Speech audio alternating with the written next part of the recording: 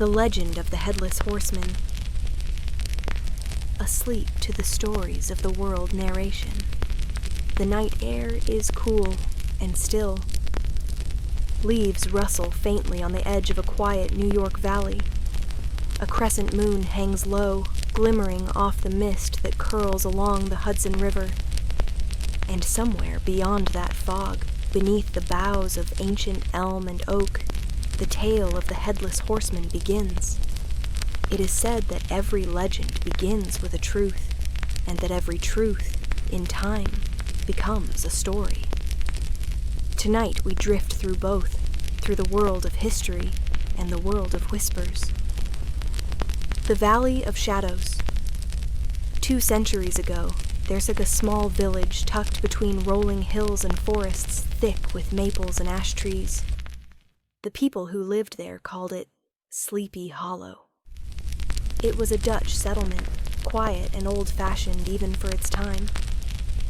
The settlers spoke softly, moved slowly, and held deep respect for the unseen world, the spirits, omens, and mysteries that seemed to drift through the morning fog. Sleepy Hollow was known for its stillness. Travelers claimed that time itself seemed to move more slowly there, as though the valley were caught between this world and the next. Children were warned not to wander too far from the lanterns after dark. The locals whispered of strange sounds, hooves echoing on roads long after midnight, even when no rider could be found. And at the center of all those whispers rode a figure feared by all.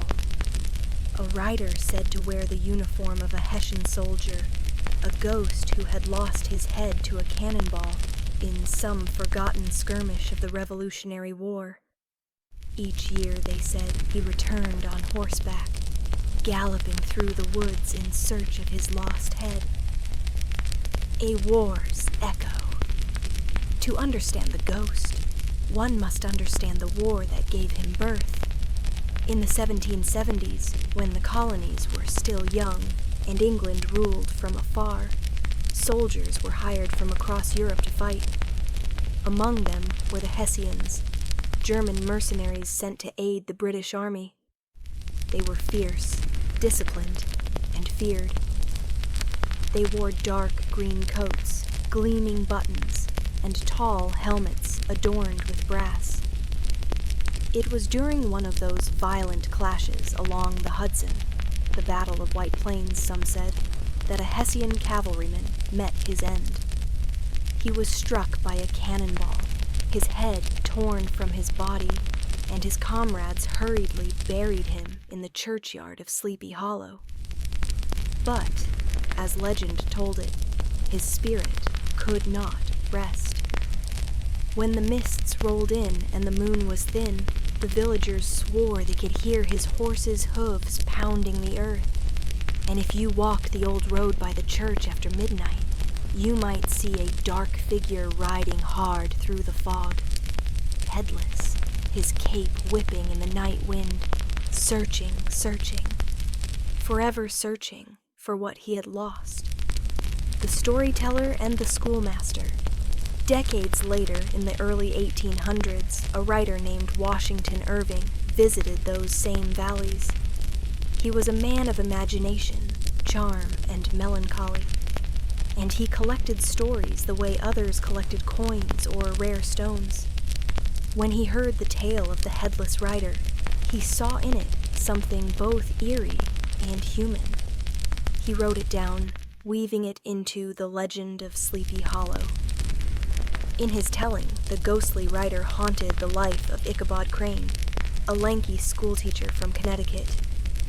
Ichabod was a dreamer, tall and awkward, yet curious and kind. He loved food, stories, and superstition.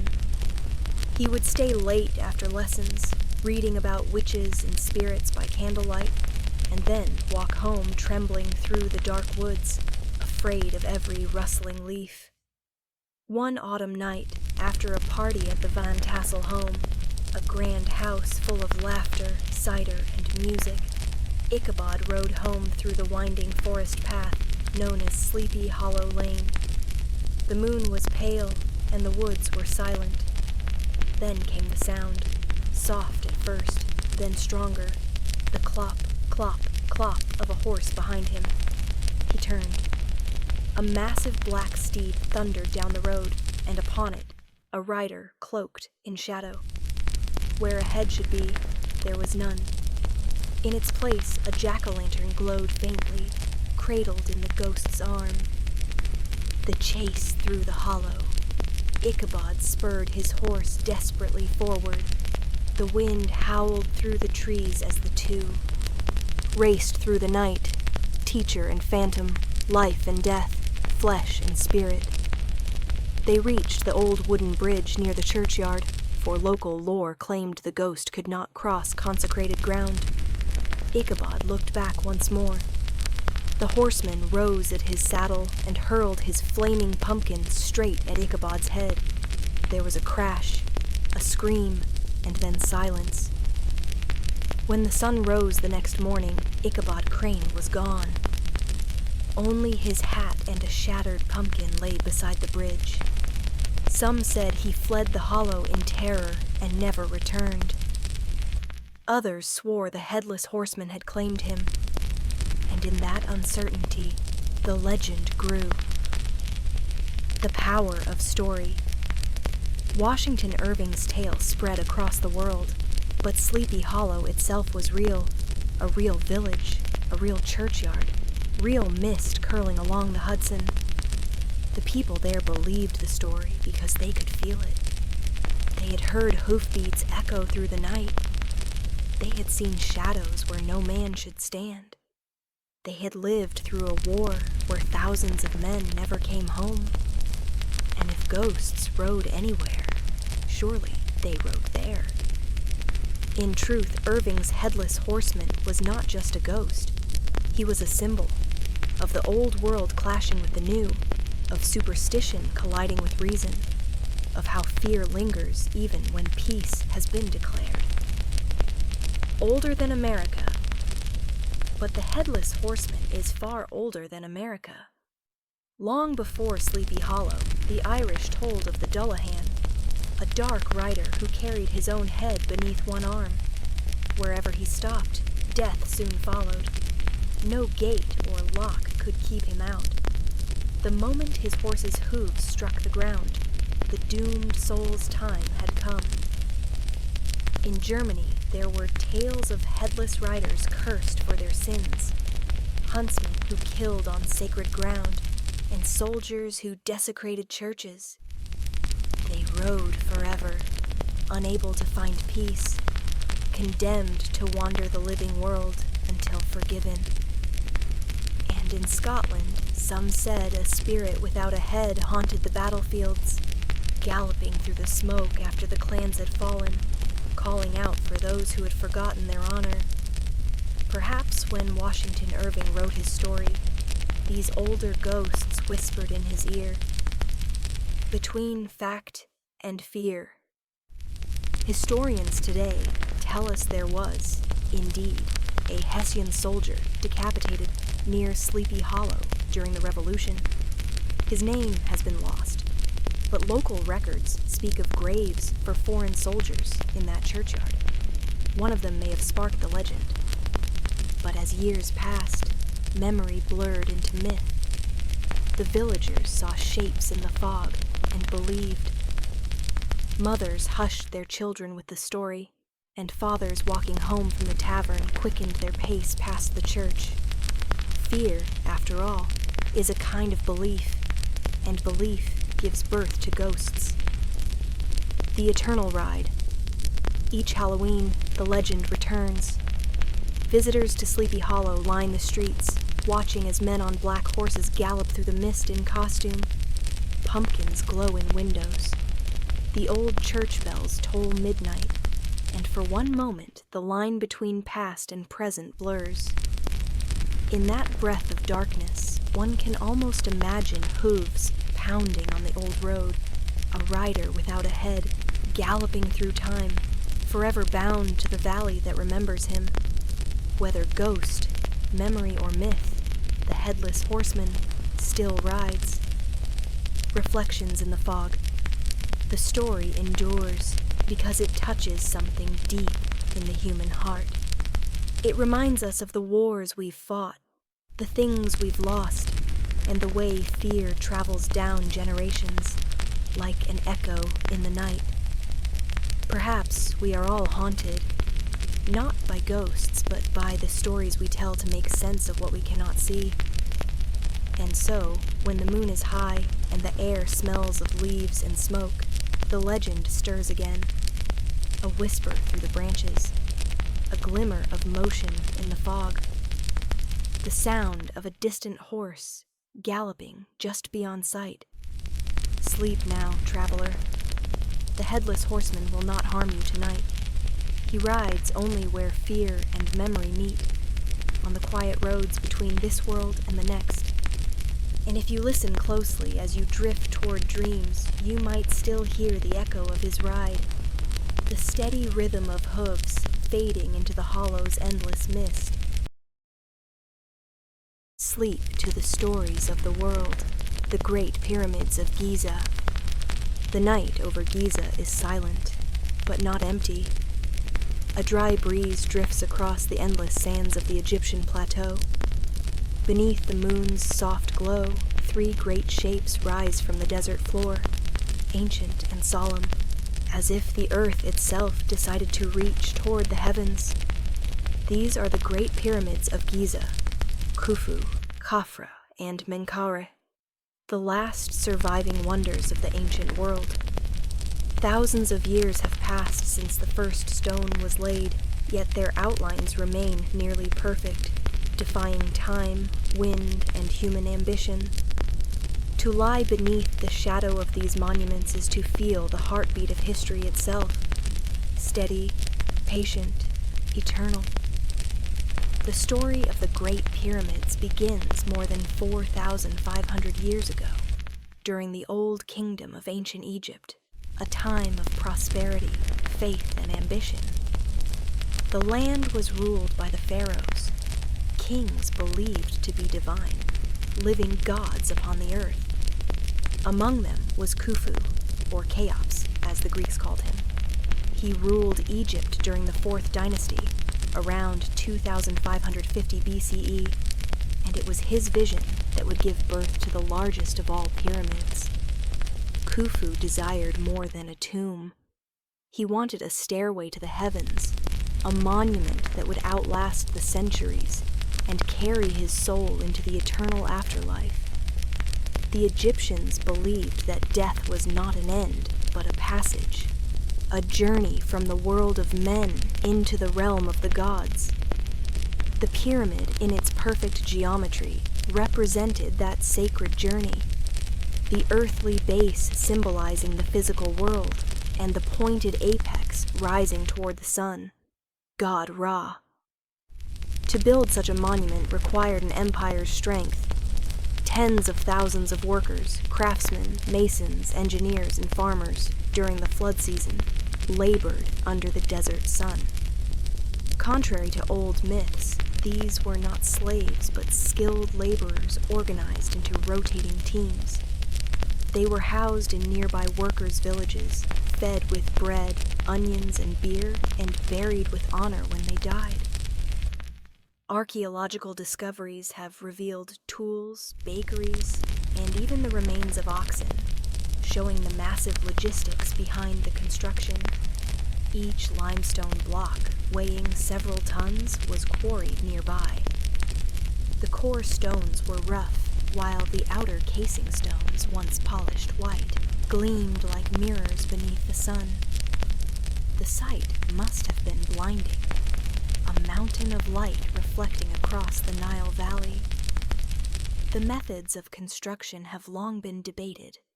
Some believe ramps were built, spiraling or sloping from the ground up. Others suggest counterweight systems using wooden sleds, water, and levers. What remains certain is that these ancient engineers possessed a mathematical precision unmatched for centuries. The Great Pyramid of Khufu was aligned almost perfectly with the cardinal directions, north, south, east, and west, with within a fraction of a degree. Inside, a labyrinth of corridors and chambers awaited the pharaoh's soul. The king's chamber, built from red granite brought from Aswan hundreds of miles away, held the royal sarcophagus. Narrow shafts pointed toward the stars, aligning with constellations sacred to the Egyptians, perhaps to guide Khufu's spirit toward Orion, associated with Osiris, god of the afterlife. When Khufu's son Khafre came to power, he sought to match his father's glory. His pyramid stands beside Khufu's, slightly smaller but built on higher ground, creating the illusion of equal height. To guard his complex, Khafre commissioned a colossal sculpture, the Great Sphinx. Carved directly from limestone, the Sphinx combines the body of a lion with the head of a man, likely Khafre himself. Its gaze has remained fixed eastward for millennia, watching the sunrise each day over the desert horizon. Menkaure, Khafre's successor, built the third and smallest of the three pyramids. Though modest in scale, his monument reflects refinement, granite casing, intricate temples, and polished craftsmanship. Together, the three pyramids form a celestial triangle, their placement thought to mirror the stars of Orion's belt. As the centuries passed, the golden age of pyramid building faded. The cost of such grand projects, combined with changing religious beliefs, shifted focus toward the Valley of the Kings. There, pharaohs like Tutankhamun would rest in hidden tombs, safe from robbers and time. Yet none could capture the same majesty as the pyramids of Giza. Over millennia, the pyramids endured invasions, earthquakes, and erosion. The gleaming outer stones were stripped away to build Cairo's mosques and palaces, leaving the rough core we see today. Still, the structure remains remarkably intact, a testimony to the genius of its builders. The Greeks and Romans who visited Giza were awed by what they saw. Historians like Herodotus recorded tales of hundreds of thousands of men working for decades, of secret chambers and hidden treasures. Poets wrote of the pyramids as eternal mountains, defying both man and nature. In modern times, explorers and archaeologists sought to unlock the mysteries within. In the 19th century, British and French expeditions mapped the internal passages, measuring every chamber and tunnel. Later, in the 20th and 21st centuries, advanced technologies, infrared scanning, muon imaging, and 3D modeling, revealed hidden voids and possible secret chambers still unexplored. Today, the Great Pyramids of Giza stand as the last of the 7 wonders of the ancient world still standing. They attract millions of visitors each year, drawn by a mixture of reverence and curiosity. Scientists continue to study them, while tourists stand in silence beneath their towering presence, feeling the same awe that travelers felt thousands of years ago.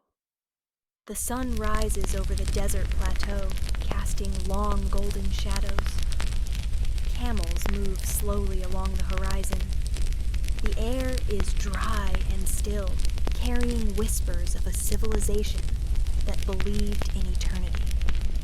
Every grain of sand, every carved block speaks of human ambition, of a people who looked to the sky and built monuments to meet it. As the day fades into twilight, the pyramids glow with a quiet light, their sharp lines softened by centuries of wind. The stars emerge above them, the same constellations the ancient Egyptians once watched. In that stillness, the Great Pyramids remind us that history is not lost. It sleeps beneath the sands, waiting to be remembered. The Great Pyramids of Giza stand as both mystery and message. They tell us that no empire, no matter how vast, is eternal. but the desire to reach for something greater, to carve meaning into stone and time, is what truly endures. And as the desert wind hums softly across their weathered faces, the pyramids continue their vigil, guardians of the past, witnesses to the present, and monuments to the eternal dream of humankind. The desert of Giza stretches endlessly beneath the Egyptian sun, a sea of gold and silence. The wind carries whispers of an ancient world, a time when kings were gods, and stone was shaped not just by hands, but by faith itself. It is here, on this sacred plateau, that the Great Pyramids stand. Khufu, Khafra, and Menkaure, three eternal sentinels keeping watch over the ages. To walk among them is to walk through time. The air is dry, the horizon infinite, and beneath your feet lie the stories of thousands who once toiled under the same sky. The Great Pyramid of Khufu, the largest of them all, was built over 4,500 years ago, yet its stones remain tight and true. It rises more than 480 feet high, once gleaming with smooth white limestone that reflected the sunlight like a beacon. Khufu, known to the Greeks as Cheops, ruled during Egypt's 4th dynasty. He was not merely a king, he was seen as a living god, the earthly manifestation of divine order. His pyramid was meant to be his gateway to the heavens, ensuring his immortality among the stars. The Egyptians believed that when the pharaoh died, his soul, called the Ka, continued its journey into eternity. The pyramid served as both tomb and vessel, a stairway to the afterlife. The scale of the construction remains one of the greatest achievements in human history. Scholars estimate that more than 2 million limestone and granite blocks were used. Some weighed as much as 80 tons. Each one was shaped, transported, and placed with mathematical precision. The exact method remains debated. Straight ramps, spiral ramps, water-lubricated sleds. Yet, whatever the truth, it speaks of a civilization whose engineering genius still humbles the modern world. For centuries, myths suggested that the pyramids were built by slaves. But excavations in the 20th century changed that belief forever. Near the pyramids, archaeologists uncovered workers' villages, bakeries, breweries, and graves of the very people who built them. They were skilled artisans, organized laborers, and loyal Egyptians who believed they were serving their god-king. Their graffiti, carved into hidden stones, even contained team names like the Drunkards of Menkaure, a reminder that the human spirit was alive even amidst monumental labor. The workers' lives revolved around the rhythms of the Nile. When the great river flooded each year, farming ceased, and men from across the kingdom came to Giza to build. In return, they were fed, housed, and honored. Archaeological findings show they were nourished with bread, beer, and meat, rare luxuries for most Egyptians. The laborers worked in rotating crews, carving, dragging, and setting each block with precision that would last through eternity. The Great Pyramid's internal design is as mysterious as its exterior grandeur. Narrow corridors lead upward into the king's chamber, where Khufu's red granite sarcophagus still rests, though the treasures it once held are long gone. Above the chamber, massive granite beams relieve pressure from the stones above, a feat of engineering brilliance. Small air shafts point toward key stars in Orion and the North Pole, connecting the pharaoh's resting place to the heavens. Beside Khufu's monument stands the pyramid of his son, Khafre. Slightly smaller, but built on higher ground, it appears almost equal in height, a symbol of filial reverence and divine rivalry. Khafra's pyramid is guarded by one of Egypt's most iconic symbols, the Great Sphinx. Carved from a single limestone ridge, it combines the body of a lion, representing power, with the head of a man, likely Khafra himself. For thousands of years it has faced the rising sun, a silent guardian of the necropolis. The third pyramid, that of Menkaure, completes the sacred triad. Although smaller, it stands out for its elegant craftsmanship. Its lower casing was made from red granite, giving it a distinctive hue. Each pyramid was part of a larger complex, temples, causeways, and subsidiary pyramids, all meticulously aligned with cosmic and earthly principles. Together, they reflected Egypt's belief in balance, order, and eternity. As centuries passed, the white limestone casing stones were stripped away, used to build Cairo's mosques and palaces. What remains today are the rough, inner cores, weathered, yet still magnificent. Earthquakes, sandstorms, and time have eroded their surfaces, but not their spirit. They continue to command respect, standing as monuments to endurance itself. For the ancient Egyptians, the pyramids were not mere tombs. They were living symbols of creation. Their shape mirrored the primordial mound that rose from chaos at the dawn of time, according to Egyptian mythology. The pyramid's apex represented the sun's rays, a bridge between heaven and earth. Even the very word for pyramid, Mer, meant place of ascension. The Giza Plateau was carefully chosen. Its bedrock was solid, its location west of the Nile symbolic, for the west was the land of the dead, where the sun set each evening. Across the river lay the living world, bustling with farms, temples, and markets. Every night, as darkness fell over Giza, the Egyptians believed the pharaoh's soul sailed with Ra across the underworld, to be reborn with the sunrise. For centuries after the Old Kingdom, the pyramids stood as silent witnesses to Egypt's changing fate. Dynasties rose and fell, yet the pyramids endured. When foreign conquerors arrived, Persians, Greeks, Romans, they too marveled at these structures.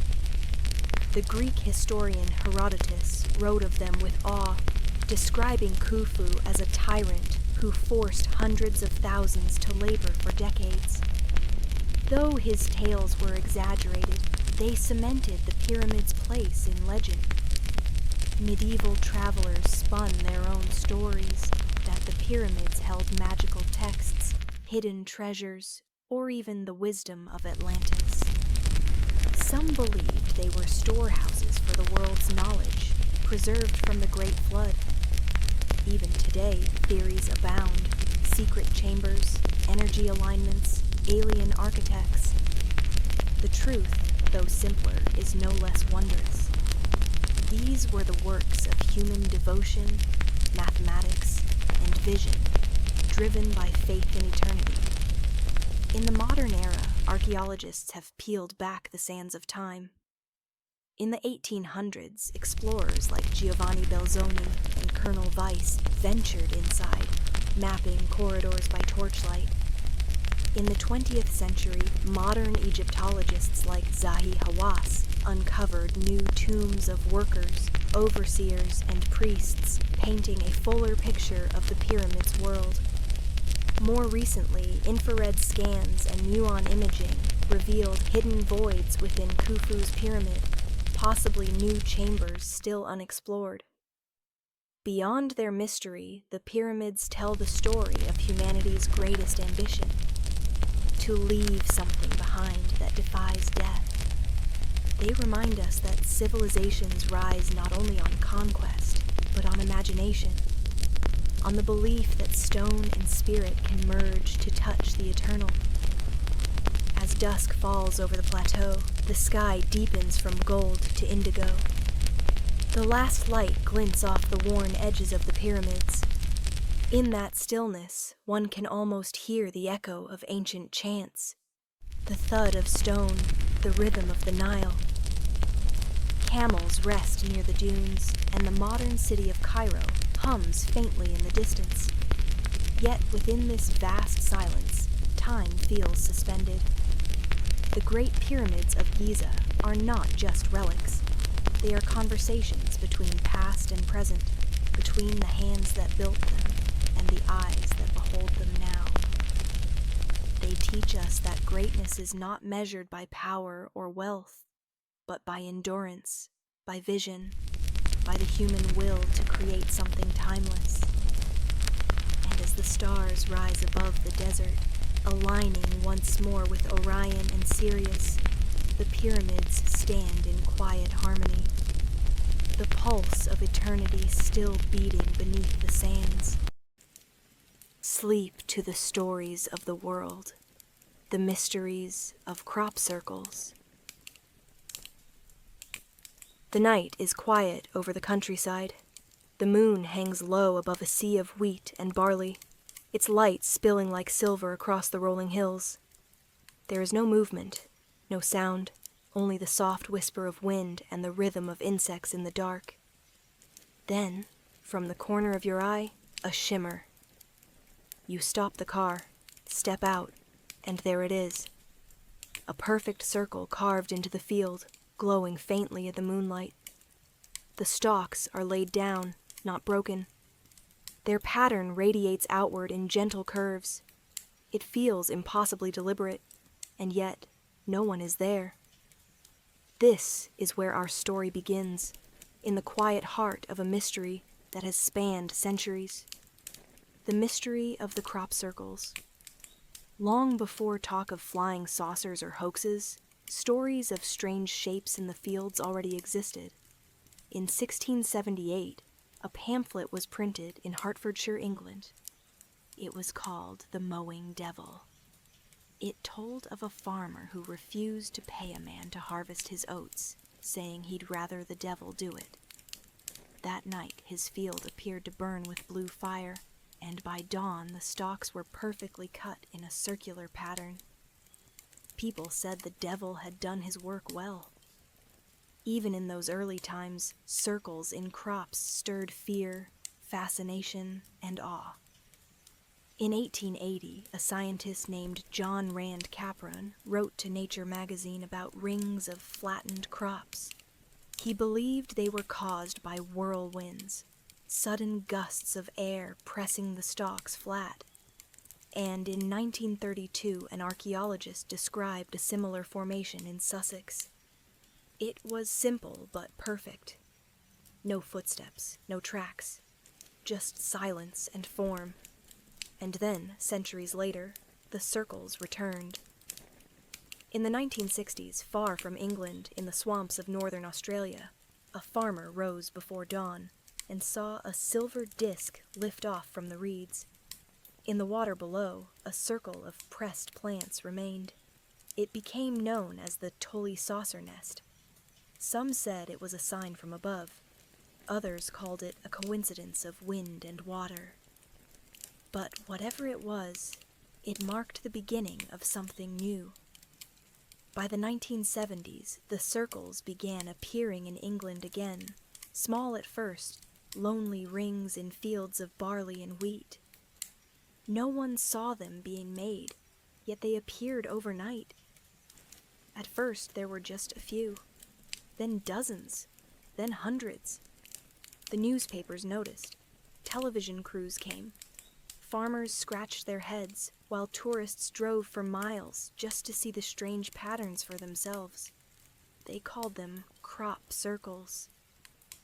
Through the 1980s, they grew more complex.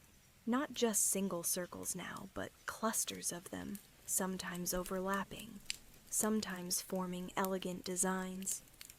People began to wonder if the circles were messages, signs left by visitors from the sky. Books were written. Theories spread. Researchers like Colin Andrews began documenting them, trying to find meaning in their geometry. Were they star maps? Energy fields? Or something even more mysterious? And then, in 1991, came the confession that changed everything. Two Englishmen, Doug Bauer and Dave Chorley, stepped forward. They said they had made many of the circles themselves, using nothing more than wooden planks, string, and careful measurement. They demonstrated it for reporters, and overnight made another circle before the cameras. It looked perfect. They laughed and said it had all been a joke. Many sighed with relief. The mystery, they thought, was solved. But soon something odd happened. The circles didn't stop. They became bigger, more detailed, more mathematical, and even more mysterious. Some formed shapes that echoed fractals, repeating patterns found in nature. Others resembled solar systems, spirals, or messages written in some unknown language. Mathematicians pointed out golden. Ratios and Fibonacci sequences in the designs. Astronomers noted that many aligned with the solstice sunrise. Skeptics insisted it was still human art, only now made by teams using lasers, GPS, and night vision. Believers said the perfection was too great, that no one could do this in a single night without lights, sound, or mistakes. And so the debate deepened. Scientists began to study the crops themselves. They found that in some circles, stalks were bent at the nodes, not broken.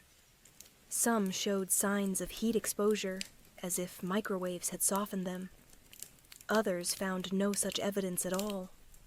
New theories emerged. Perhaps invisible vortices of air, mini-tornadoes, pressed the crops down. Perhaps electromagnetic pulses struck from above. Perhaps these were Earth's own energy lines made visible. Or perhaps, as some quietly suggested, we were witnessing communication from beyond.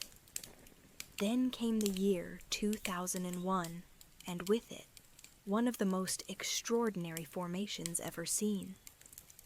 Near the Chilbolton Observatory in England, a formation appeared that resembled a face, and beside it, a pattern strikingly similar to the famous Arecibo radio message humanity had sent into space in 1974. It seemed to depict a DNA helix, a solar system, and a figure not quite human. Was it an answer, a prank, or a mirror, reflecting our wish to not be alone? Other formations appeared that summer, one shaped like a three-dimensional cube, another like a Julia fractal set, formed with hundreds of perfect circles. Some were made by known artists. Others appeared mysteriously, with no claim of authorship. The world began to treat them as art, but also as sacred. Visitors walked through them quietly, as though entering temples. Even skeptics felt the hush of wonder standing among the flattened wheat. And through it all, the question remained, if humans make them, why? Why choose to spend long nights in silence, creating perfect circles that vanish by dawn? Why choose anonymity when fame waits on the other side? Perhaps the circle makers, whoever they are, understand something deeper, that mystery itself is a kind of beauty. Today, crop circles appear not only in England, but across the world. In the rice paddies of Japan, the meadows of Canada, the sunflower fields of France, and the deserts of Nevada. Some are confirmed art projects. Others appear without explanation. All of them carry that same quiet power, geometry written on the Earth's skin. Scientists say all can be explained by human tools. Artists call them expressions of peace. Believers call them messages. But maybe they are something else entirely. Reminders that the unknown still exists, and that wonder has not left the world. Because in truth, the mystery of the crop circles may not lie in how they are made, but why we look for meaning in them. We are a species that yearns for connection to the stars, to the earth, to something larger than ourselves. We carve patterns into fields, draw symbols in the sand, and send our voices into space, hoping someone will hear. Maybe when we see those spirals in the wheat, what we're really seeing is our own reflection, the mark of human curiosity and imagination, looping endlessly through time. And as the wind sighs across the field and the stalks ripple like water beneath the moon, we remember that even the simplest circle, drawn in silence, fading by morning, can make the world feel vast and full of mystery once more. So tonight, as you drift to sleep, imagine yourself standing at the edge of that moonlit field. The air is cool, the world is still, and somewhere in the distance, the land itself is whispering its secrets, ancient, beautiful, and forever unexplained. The night is calm in New Haven, Connecticut. It is the year 1839. A faint rain whispers on the rooftops, and a newborn cries in a grand home filled with fine lace and polished wood. Her name is Sarah Lockwood Pardee, and no one yet knows that her life will one day be woven into one of the strangest tales in American history. Sarah was born into comfort. Her father, Leonard Pardee, was a skilled craftsman and inventor, a man who built carriages and believed in the new industrial age. Her mother, Sarah Burns, was graceful and intelligent, ensuring her children received the finest education possible. Even as a child, Sarah was different. She spoke softly, but quickly learned things most children could not. By her teens, she could read Latin, translate French literature, and play piano so beautifully that guests sometimes forgot to breathe. Neighbors called her the Belle of New Haven. Some said her eyes carried both kindness and melancholy, as if she already understood how fragile life could be. When she was 23, the young and intelligent Sarah Pardee met William Wirt Winchester, heir to the Winchester Repeating Arms Company. Their marriage in 1862 joined two powerful names, Pardee and Winchester, at the height of the American industrial boom. The Winchester rifle was known as the gun that won the West. It was efficient, deadly, and lucrative. Every bullet fired, every rifle sold, echoed coins into the Winchester fortune. But where others saw success, Sarah began to sense something else, a weight beneath the gold. For a time, life was blissful. The couple lived in a fine home in New Haven, surrounded by gardens and laughter. In 1866, they welcomed their first and only child, Annie Pardee Winchester.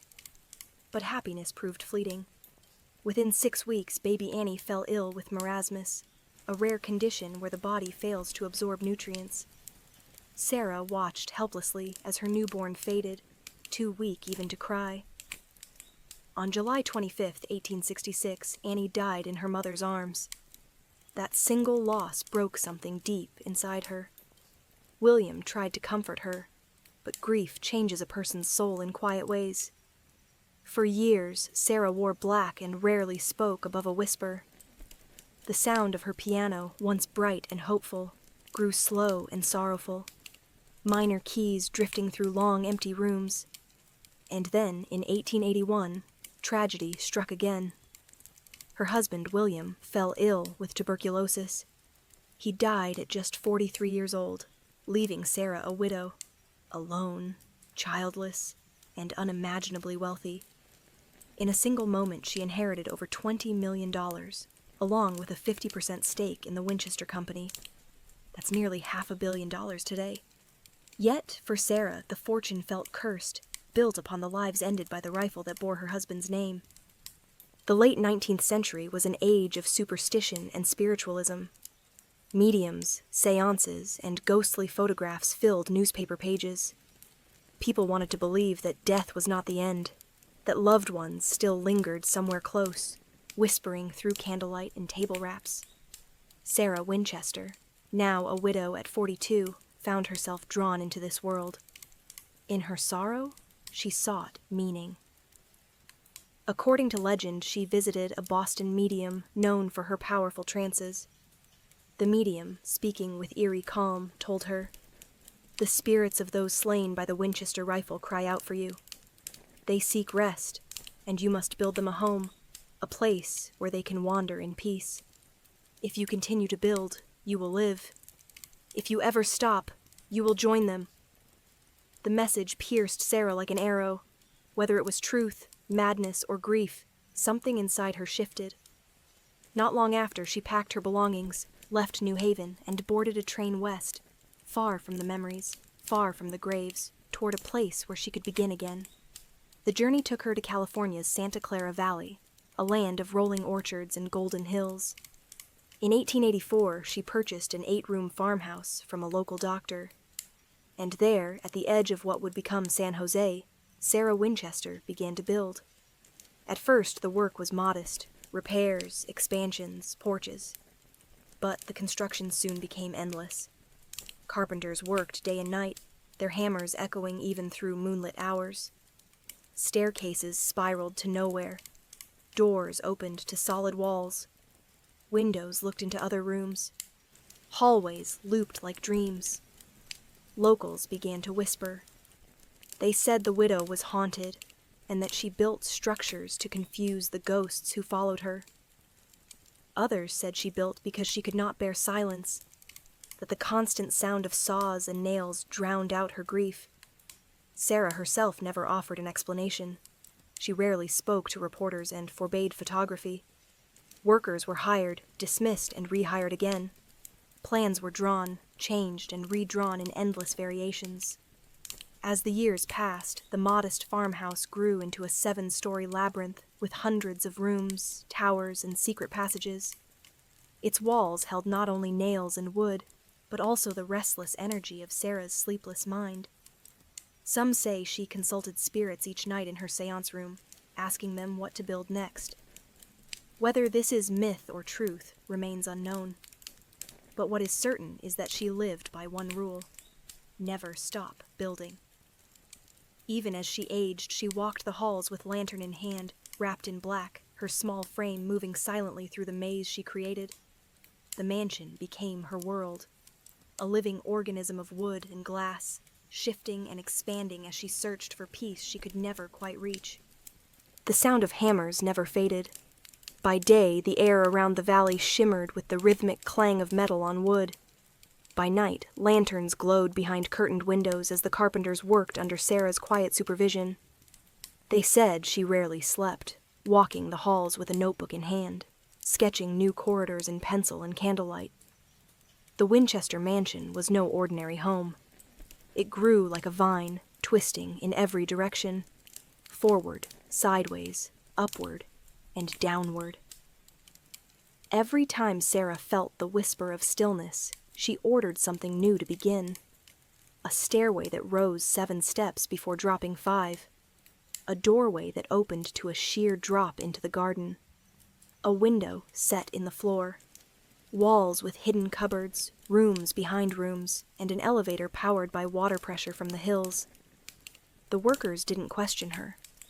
They were paid generously, 3 times the normal rate, and they said she was kind, polite but distant, her blue eyes calm and unreadable. Meals were delivered to different rooms, for Sarah rarely dined in the same place twice. Each night, a bell would ring at midnight. The household paused. It was said she entered a small chamber deep within the house, her seance room, lit by candles and mirrors. There she would commune with unseen guests, asking them what to build next. At 2 a.m., the bell would ring again, and the house returned to silence. Whether these stories are true, no one can say. But the effect was undeniable.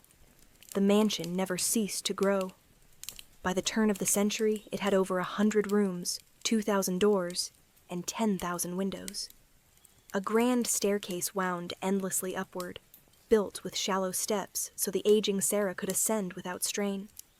Stained glass windows gleamed with cryptic designs, spiderwebs, suns, and the number 13, which she seemed to favor for reasons only she knew.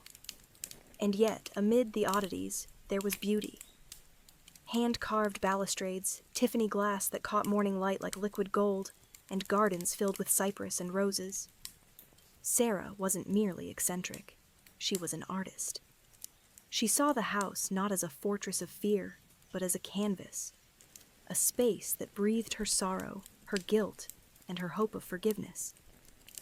Sometimes, when workers rested in the garden, they swore they heard music drifting through open windows, soft piano melodies played by unseen hands. Others claimed to hear footsteps in empty halls, or the rustle of a skirt turning a corner that led nowhere. But Sarah walked among these stories quietly. If ghosts lived in her house, she seemed to accept them as companions rather than terrors. Her wealth allowed her solitude. She donated generously to hospitals, churches, and orphanages, though she demanded no recognition. When townsfolk saw her carriage in San Jose, they often bowed or waved politely, and she returned the gesture with a faint nod. To most, she was simply the widow Winchester, mysterious, reclusive, yet not unkind. Years blurred together like the corridors of her mansion. Time seemed to loop, just as her stairways did. She never stopped building. Even when earthquakes shook the earth, she ordered repairs before the dust had settled. To her, stillness was death, and movement was life. The earthquake of 1906 came without warning. In the early hours before dawn, the ground beneath San Jose convulsed. Walls cracked, towers groaned, and the mighty Winchester house shuddered like a living thing. Sarah was in bed when the quake struck. Windows burst inward, and furniture toppled around her. As the rumbling grew, chimneys collapsed, and entire sections of the mansion crumbled into ruin. When the shaking finally ceased, the house had been cut nearly in half. The upper floors were destroyed. Dust and silence filled the air like fog. The servants rushed to find her. They discovered her trapped in her bedroom, pinned behind a heavy door warped by the quake. She was shaken, but alive. When they pried the door open, Sarah stood calm in the debris, holding a single candle. After the disaster, she ordered much of the damaged structure to be sealed off. The 7-story towers were never rebuilt. She reduced the height to 4 stories, fearing the weight of heaven itself might again come crashing down. Still, she resumed construction. Piece by piece, the mansion healed, or perhaps transformed. Some walls were left unfinished. Others were repaired with even stranger designs. She had a door installed that opened directly into open air, 30 feet above the garden. A staircase twisted upon itself like a corkscrew. It was as if the earthquake had changed her dialogue with the spirits, and the new rooms were her attempt to respond. Visitors came rarely. When they did, they described her as small, dignified, always dressed in black, with her silver hair pinned neatly beneath a veil.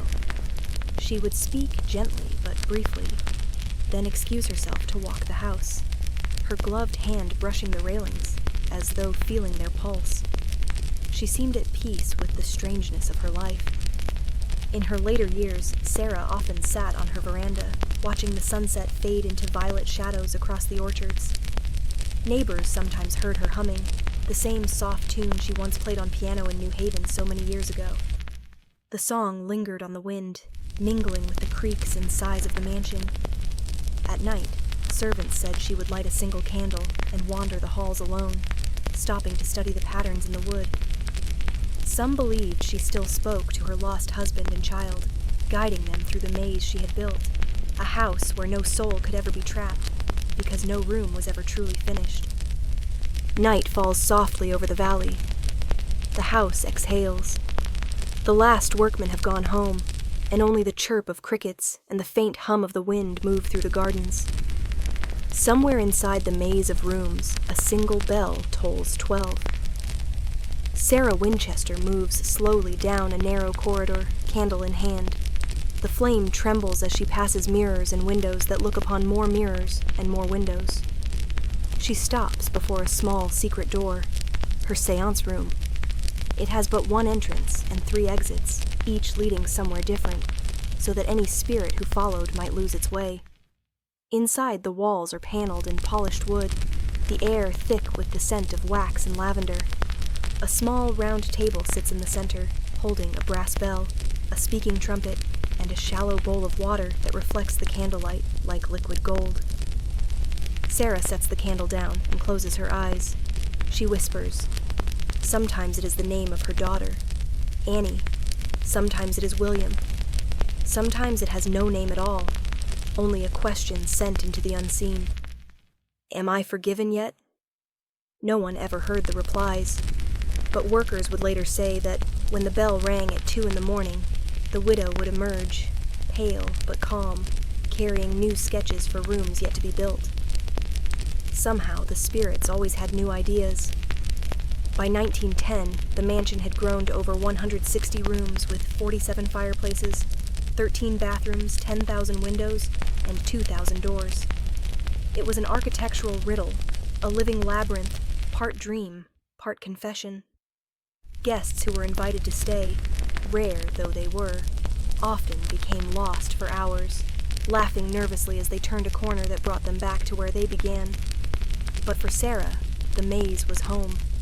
She had grown old within its wooden veins, her hair silver, her hands delicate and spotted with time. Each morning she rode in her carriage through the orchards, nodding politely to townsfolk who whispered stories about the haunted lady. Each evening she returned to her house of constant motion. And yet, beneath the legend, there was tenderness. She loved her servants, paid them well, and remembered their birthdays. She kept gardens filled with roses, daffodils, and fruit trees whose scent drifted through the open windows. Children from the town would sometimes leave small flowers by her gate, and she would send baskets of pears in return. To those who truly knew her, Sarah Winchester was not a madwoman, but a gentle soul searching for peace in her own peculiar way. The spirits she built for might have been real, or they might have been her grief given shape. Either way, the building was her prayer. As the years pressed on, her steps grew slower, her nights longer. The work never ceased. Even when she could no longer climb the stairs, she ordered ramps to be built so she could still tour her creation. Every creak of the floorboard, every sigh of the wind through the eaves felt to her like conversation. It was a spring evening in 1922 when the hammers fell silent. For the first time in 38 years, no carpenter worked through the night. The widow had gone to her room after midnight, leaving instructions for a new design to begin the next day. A sunroom filled with stained glass shaped like spiderwebs, her favorite motif of protection. But before dawn, she passed away quietly in her sleep. The candle at her bedside had burned down to nothing. When word spread, the workers stopped their tools and set them down where they stood. One by one, they walked out of the house, leaving nails half-driven and boards half-cut. The mansion froze in the middle of its breath. Sarah Winchester was gone. She was 82 years old. In her will, a document written in flowing, steady handwriting, she left her fortune to distant relatives and to charity. The house, however, she left to no one in particular. It was soon sold, and the new owners discovered what she had built. A home with miles of hallways, secret passages, staircases that met the ceiling, doors that opened into thin air, and windows set in the floor. They counted 13 bathrooms, 13 hooks in some closets, and chandeliers modified to hold 13 candles. Everywhere, the number reappeared, her quiet superstition woven into the wood itself. Reporters swarmed to see it. They called it the Winchester Mystery House. They said it was haunted, cursed, or enchanted, depending on the headline. And perhaps, in its own way, it was. Today, if you walk those halls, you can feel it. The hush of history layered over grief and wonder. The sunlight glows through colored glass that Sarah ordered, but never saw installed. The stairways creak beneath your feet, whispering of all the hands that built them. If you listen closely, you might hear the faint echo of a piano drifting through the air like a lullaby from long ago. No one knows if Sarah Winchester ever found peace, but her house seems alive, breathing, waiting, still listening. Maybe she never stopped building because she knew that endings are illusions, that life, like her mansion, is a corridor that turns back on itself, leading us again and again to love, to loss, and to mystery. So if ever you visit the great house in San Jose, and the night wind moves through its empty halls, think of the woman who dreamed it into being. A widow who carried her sorrow not in silence, but in architecture, shaping her grief into something vast enough for the spirits and the living to share. And as the stars settle over the valley, and the house sighs once more, let yourself rest in her story. The hammers are quiet now. The candle has gone out. But the dream, the endless, whispering dream, still stands. The mysteries behind the building of Stonehenge. The night is quiet on Salisbury Plain. The wind moves softly through the tall grass, brushing against the earth like a whisper from another age. And there, rising from the mist, are the stones. They stand tall and solemn under a pale moon, gray sentinels guarding secrets 5,000 years old. Each stone has its own weight, its scars, and its own story. Together they form a circle of silence, a crown upon the land. For as long as anyone can remember, people have come here to stare and to wonder. Who built this circle? How did they move such impossible stones across hills, rivers, and time itself? And perhaps, most of all, why? The breath of the earth. Long before cities or kings, before pyramids or iron, this land was already sacred. Thousands of years ago, the people of Britain looked out across the plains and saw the sky as a map and the earth as a living being. They read the seasons through the flight of birds, the rise of the moon, and the length of the shadows in the grass. To them, the world was not separate from spirit. It was spirit. Every river had a memory. Every stone had a soul. When they first gathered here, around 3100 BC, there were no stones yet. Only a great circular ditch cut into the chalk, gleaming white beneath the sun. It was a vast ring in the earth, 6,000 feet around, shaped by hundreds of hands. Inside that circle were 56 shallow pits, what we now call the Aubrey Holes. No one knows exactly what they were for. Perhaps they held wooden posts that framed the sky. Perhaps they marked the turning of the stars. Or perhaps they were graves, resting places for those who had gone to the spirit world. When the people gathered there, they might have carried torches, their flickering flames reflecting off the chalk walls. The air would have smelled of wood smoke, sweat, and rain. Children would have watched in awe as the elders chanted, their voices carried on the wind. This was the beginning of Stonehenge, an idea born from earth and sky. The coming of the stones centuries passed. The world around them changed. Forests grew thick and dark, filled with deer and wild boar. Tribes moved across the land, trading flint, food, and stories. And still, the people returned to the circle on the plain. Then one day, something new began.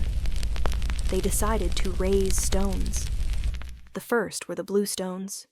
Hard, smooth stones with a faint blue shimmer when wet. They were unlike anything found nearby.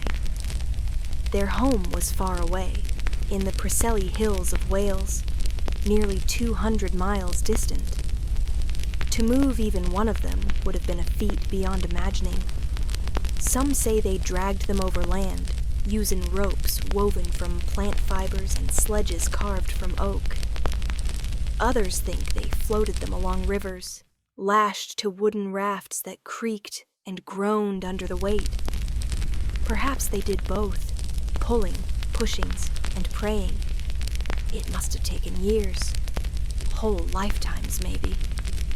Children who watched the stones arrive might have grown old before the circle was complete. And yet, they did it. They brought each one here to this open plain, shaping them, arranging them, and setting them upright in rings and ovals, whose purpose no one alive today can say for certain. Perhaps they believed the stones themselves had power. Perhaps the journey was part of the ritual, that to move the stones was to move the world. The Sarsens later came the giants, the Sarsen stones. These were massive slabs of sandstone, each weighing 20 to 30 tons. They came from the Marlborough Downs, 20 miles to the north. To move them, hundreds of people would have worked together, guided by drums and shouted rhythm. Archaeologists believe they may have used wooden rollers and ropes and even dug shallow tracks into the earth to slide them along. But when you stand beneath those stones today, you can feel it. This was no mere engineering project. It was devotion. They carved the tops of the Sarsens flat and laid other stones across them like bridges, fitting them together with precise joints, tongue and groove, like carpenters working in wood. No metal tools, no cranes, no written plans, only will, patience, and something deeper, a vision shared across generations. When the last lintel was lifted into place, Stonehenge took the shape we recognize today, a ring within a ring, a monument of light and shadow, standing where the sky meets the plain. The sky's cathedral. Many believe Stonehenge was built to mark the sun, and if you stand there on midsummer's dawn, you can see why. As the first light touches the horizon, the sun rises in perfect alignment with the heelstone, standing just outside the main circle. Its rays stretch through the entrance like fingers of gold, reaching all the way to the heart of the stones. On that day, thousands of years ago, people would have gathered to watch. Their faces turned toward the light, their voices lifted in song. Fires might have burned all night, and when the first beam broke over the horizon, silence would have fallen across the crowd. A silence filled not with emptiness, but with awe. To these people, the sun was life. Its return each summer was a promise renewed. Stonehenge, they believed, might have been the place where earth and sky met, where the human world could touch the divine. A place for the dead and for the living. Long before the Sarsens were raised, the plain around Stonehenge had already become a resting place for the dead. Archaeologists have found dozens of cremated remains buried in and around the ring. Men, women, and even children. Some show signs of careful preparation, of ceremony and care. It was not death alone that brought them here. It was remembrance. Nearby, at Durrington Walls, traces of a great settlement have been found. Wooden houses, pottery, tools, animal bones, all signs of a bustling community. Some believe the people who built Stonehenge lived there. Others think it was a festival site, a place of gathering before great rituals on the plain. Between Durrington Walls and Stonehenge runs an ancient avenue carved into the earth. It leads to the River Avon, as if guiding souls from water to stone, from the world of the living to the world of the dead.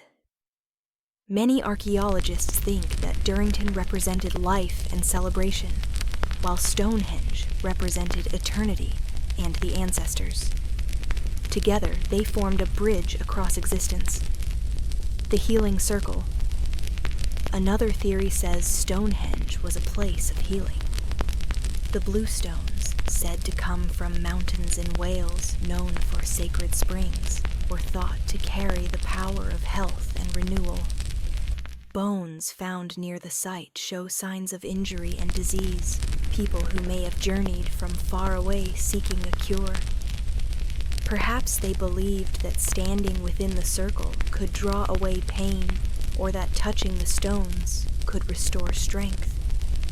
Imagine the scene. A man limping from miles away, his arm bound in cloth, his face lined with exhaustion. He arrives beneath the towering stones as the sun sets red in the west. Priests, if that's what they were, chant softly in the gathering dusk. He kneels, places his hand upon the cool stone, and whispers his hope into the silence. Did it work? We'll never know. But even now, many visitors speak of a strange calm in the air, a sense that the place itself is alive. The stones of memory. Some scholars believe Stonehenge was a great library, a place to remember. Not in words or books, but through stone and pattern. In cultures without writing, memory was sacred. Stories, histories, laws, and rituals were passed down through song and ceremony. The layout of the stones may have served as a kind of memory system, a way to store knowledge across generations. Each stone could have represented an ancestor, a story, or a season. Walking the circle might have been a way of recalling the world's order, rehearsing the myths that bound their society together. To forget the pattern would be to lose their place in time. So Stonehenge may not only mark where they gathered, but also how they remembered who they were. Echoes of sound. There is another mystery, more subtle yet equally haunting. If you stand within the stones and speak, your voice changes. It deepens. It carries. Sound lingers, bouncing from one slab to another. Some researchers believe this was deliberate, that the builders understood how sound moved through stone and space. They might have used it during rituals, creating echoes that made their chants seem otherworldly, as if the gods themselves were answering. The circle may have been made for sound as well as sight, an earth instrument tuned to the sky. Legends through time. As centuries passed, Stonehenge slipped into legend. When the Romans came, they wondered who had built it. When medieval monks walked its fields, they said it was the work of giants, or of Merlin, the wizard who moved mountains. The Druids of later ages claimed it as their temple, a place of ancient power. Even poets of the 18th and 19th centuries stood before it in awe, calling it a temple of the winds, a clock of the heavens, and a memory of man's first faith. Everyone who saw it left with the same feeling, a quiet stirring of something older than words. The science and the secrets. In modern times, archaeologists have peeled back layers of soil and time, revealing how vast the Stonehenge landscape truly is. Using ground-penetrating radar and laser scanning, they've discovered hidden ditches, burial mounds, and wooden circles buried beneath fields of grass. It turns out Stonehenge is only one piece of a sprawling network of sacred sites stretching for miles. They've traced the chemical fingerprints of the stones, proving that the Sarsens came from a single ridge of land 20 miles north. They've mapped ancient roads leading toward the monument, suggesting planned routes for festivals or processions. They've even found animal bones near Durrington walls that came from as far away as Scotland, evidence that people traveled enormous distances to be part of whatever Stonehenge once was. And still, the final answers elude us. For every discovery, a dozen new questions arise. It's as if the stones themselves are playing a game of silence, allowing us to see just enough to keep us wondering. The builder's world. The people who built Stonehenge lived lives that were simple on the surface, but full of meaning. They hunted, farmed, and fished. They built homes of timber and thatch, and painted their pottery with spirals and lines that echoed the shapes of stars. They carved tiny figurines from bone and stone, perhaps gods, perhaps ancestors. They raised children who grew to work beside them, and who learned to read the land and the seasons. In the evenings, they would have gathered by the fire, telling stories while the night wind whistled through the plains. Maybe they looked toward the dark horizon where Stonehenge stood and saw it glowing faintly in the moonlight. To them, it must have felt eternal, a bond between their world and something greater. Seasons of the Stones. If you visit Stonehenge in the summer, the air hums with warmth and the buzzing of bees. Ease, the stones seem almost gently standing, bathed in golden light. In winter, it's different. The wind cuts cold across the plain, and the stones turn black against the snow. In the deep silence of January, they feel alive, as if breathing frost. Imagine those ancient people standing. They are present in each season, watching, listening, and waiting. The circle may have been their calendar, their compass, their altar, and their memory. I have been their calendar, their compass, their altar, their memory. It was never just one thing. It was everything. The silence of the ages. Time has eroded much, but not the feeling. When you stand among the stones today, the world seems to fall away. The hum of cars fades away, and the chatter of tourists becomes quiet. Tourists grow quiet. Of tourists grows quiet. You feel the weight of centuries pressing gently on your shoulders. Each stone holds the warmth of the sun by day and the cool breath of stars by night. Each one has witnessed births, deaths, storms, and solstices beyond counting. It is said that those who listen closely can still hear the echo of drums, the murmur of voices carried on the wind. Perhaps that is only imagination. Or perhaps imagination is exactly what the builders hoped to awaken. The meaning of mystery. We live in an age of answers. We like explanations, diagrams, and proofs. But Stonehenge resists all that. It is not meant to be solved. It is meant to be felt. It reminds us that mystery has its own power, that sometimes not knowing is what keeps wonder alive. And in that way, the people who built Stonehenge succeeded. Their monument still makes us pause, still makes us look up at the sky and ask questions older than history. Epilogue. The stones remain. The wind moves again across Salisbury Plain. The grass bends low, the air smells of rain, and the stones stand unmoved. They have outlasted the kings of Britain, the rise and fall of Rome, the birth of nations, and the reach of machines in the sky. They will likely outlast us too, and that perhaps is their greatest mystery. They were built to last, not because the builders thought they could conquer time, but because they wanted to be part of it. They wanted to say, we were here.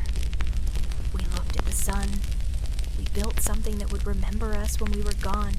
So when you next see a picture of Stonehenge, or if you ever stand upon that ancient plain, close your eyes. Hear the wind. Feel the ground beneath your feet. And imagine the hands that placed each stone, the hearts that dreamed it, and the lives that passed beneath the same sky you stand under now. The stones are not silent. They are singing in the language of time. The stones remain. We listen